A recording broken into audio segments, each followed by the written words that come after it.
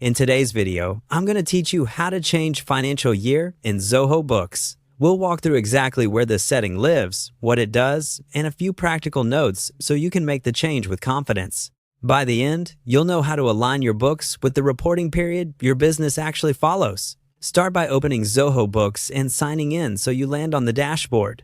Be sure you're using a role that can modify organization settings, typically an admin.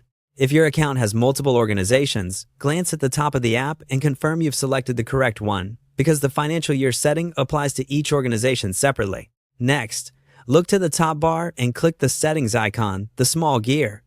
This takes you to the settings area where all your company level configuration lives.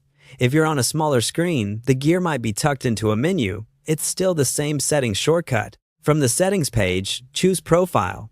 In many layouts, this appears as Organization Profile or simply Profile under the Organization section. This page contains your company's core details such as legal name, address, base currency, and, for today's task, the fiscal or financial year field.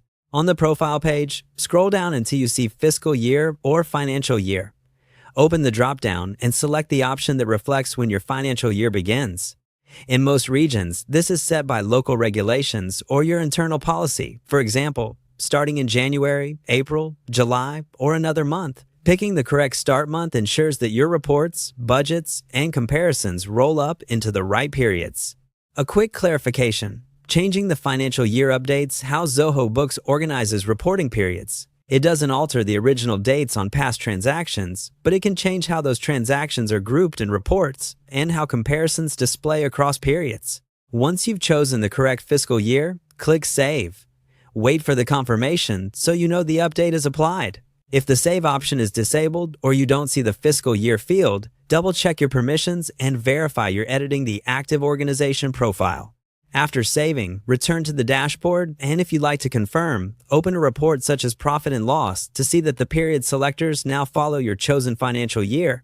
As a best practice, many teams make this change at the beginning of a new period to keep reporting clean and consistent. If your business operates in multiple jurisdictions, align this setting with the rules that apply to you, and check with your accounting advisor if you're unsure. That's all there is to it. You've updated the financial year in Zoho Books using the dashboard, the settings gear, the profile page, and Save.